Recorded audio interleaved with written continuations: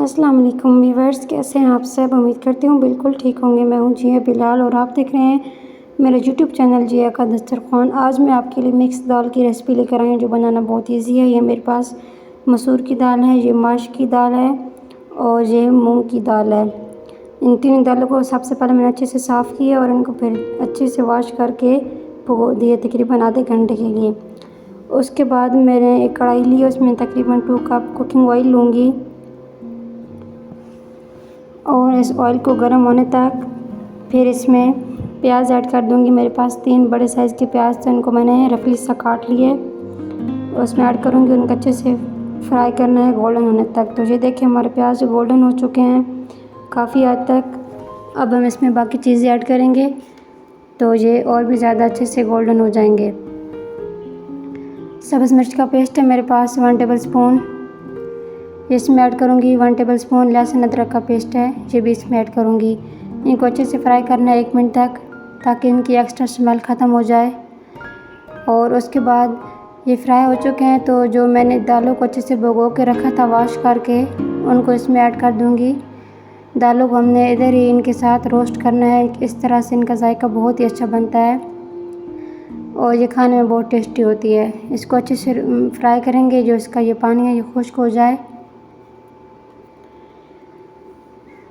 तो ये देखें जी माशाल्लाह हमारी दाल अच्छे से रोस्ट हो चुकी है, इसका कलर भी थोड़ा बहुत चेंज हो गया है और ये देखिए ऑयल भी रिलीज़ हो रहा है, तो इसका मतलब है ये फ्राई हो चुकी है। अब हम इसमें बाकी चीज़ ऐड करेंगे। टमाटर का पेस्ट है मेरे पास 3 बड़े साइज़ के टमाटर, उनका पेस्ट ऐड कर रही हूँ, को मिक्स कर दिया है और थोड़ी देर इनको पकाऊंगी।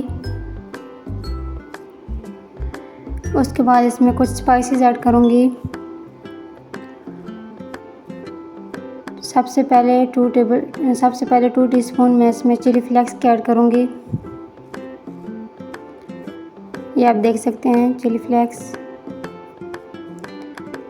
उसके बाद 1 टीस्पून भर के हल्दी पाउडर,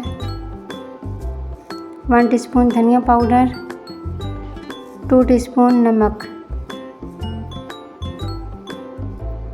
इनको मिक्स करूँगी अच्छे से।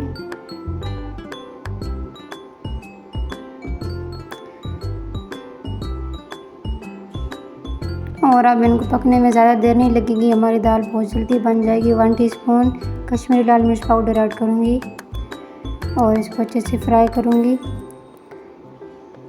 थोड़ा सा इसमें पानी ऐड कर दूँगी ताकि ये लगे ना, और इन मसालों को तकरीबन 2 मिनट तक हमने अच्छे से भून लेना है ताकि इनका कच्चापन ख़त्म हो जाए।